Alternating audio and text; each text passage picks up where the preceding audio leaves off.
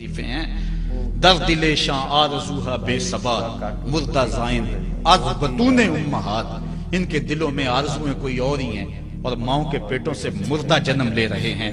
دخترانے او بزلف خود اسیر، شوخ چشموں خود نماؤ خود تگیر، اور قوم کی بیٹیاں اپنی زلف کی خود قیدی ہو چکی ہیں اور ہر وقت جو ہے وہ اپنے آپ کو آئینے میں دیکھتی رہتی ہیں۔ ساختہ پرداختہ دل باختہ ابروان مثل دو تیغ آختہ، وہ جو گھر کی رونق تھی، جو آبرو اور حیا کا دوسرا نام تھا، آج وہ دل پھینک قسم کی ہو گئی ہے۔ آہ قوم میں دل سے حق پرداختہ، مرد و مرگ خویش را نہ شناختہ۔ اقبال کہتا ہائے قوم کہ جو مر گئی اور اسے ابھی تک پتہ ہی نہیں چلا کہ میں مر چکی ہوں اور جینے کا سامان نہیں کرتی۔ حضور نے فرمایا ہر دین کی کوئی پہچان ہوتی ہے، میرے دین کی پہچان حیا ہے، اگر حیا نہیں ہے تو دین ہی نہیں ہے۔ ہم مدینے کی گلی میں پھر دوبارہ چلتے ہیں۔ حضرت عمر رضی اللہ تعالیٰ عنہ کا دربار لگا ہے۔ ایک شخص کو پکڑ کر لوگ لے آتے ہیں کہ اس شخص نے ہمارے باپ کو قتل کر دیا۔ حضرت عمر رضی اللہ تعالیٰ عنہ نے پوچھا کیا ماجرا ہے بھائی؟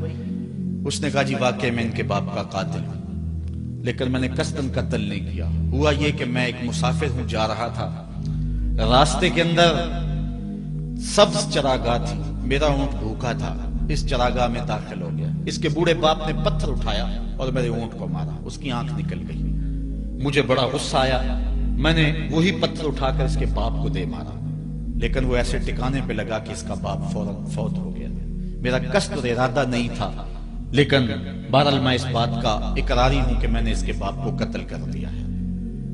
آپ جو حکم سنائیں میں اس کو قبول کروں گا، لیکن میں ایک مہلت مانگتا ہوں کہ میرے دوست میرے بھائی کی کوئی رقم میرے ذمے ہے، میرے پاس اس نے امانت رکھی ہوئی ہے اور وہ مجھے پتا ہے کہ میں نے کہاں چھپا کے رکھی ہوئی ہے۔ فیصلہ کر دیتے اور میری گردن کاٹ دی جاتی ہے تو وہ امانت جو میں نے رکھی ہوئی ہے سنبھال کر کے میرے علاوہ کوئی جانتا بھی نہیں ہے تو وہ اس تک کون پہنچائے گا؟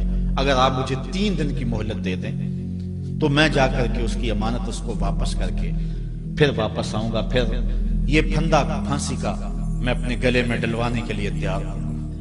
حضرت عمر رضی اللہ تعالیٰ عنہ نے فرمایا کہ کوئی شخص تیری ضمانت دے دے تو ہم تجھے چھٹی دینے کے لیے تیار ہیں۔ اس نے دائیں بائیں دیکھا، پورے مدینے میں اس کا کوئی شناسہ ہی نہیں تھا، واقف ہی نہیں تھا، ایک اجنبی شخص تھا۔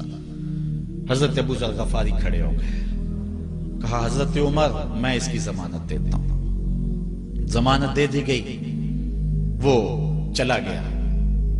تیسرے دن وعدے کا جو وقت تھا، لوگ جمع ہو گئے، دربار لگ گئے، ابھی تک آنے والا نہیں آیا۔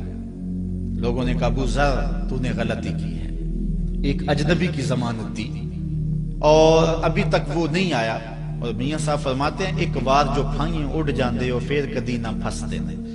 ظاہر ہے وہ چلا گیا، واپس تو نہیں پلٹ کے آئے گا، اسے پتا ہے کہ آگے سیدھی سیدھی میری موت ہے، تو تم نے یہ کیا غلطی کی؟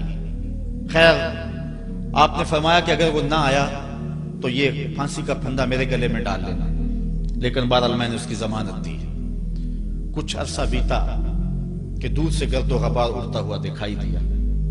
جب صورت واضح ہوئی تو وہی شخص تھا۔ حضرت عمر فاروق رضی اللہ تعالیٰ عنہ کے دربار میں کھڑا ہو کہنے لگا حضرت کسی وجہ سے تاخیر سے پہنچا ہوں، معذرت چاہتا ہوں، اب جو حکم ہے پورا کیجیے۔ حضرت عمر رضی اللہ تعالیٰ عنہ اس کے پھانسی کے احکامات جاری کر چکے تھے۔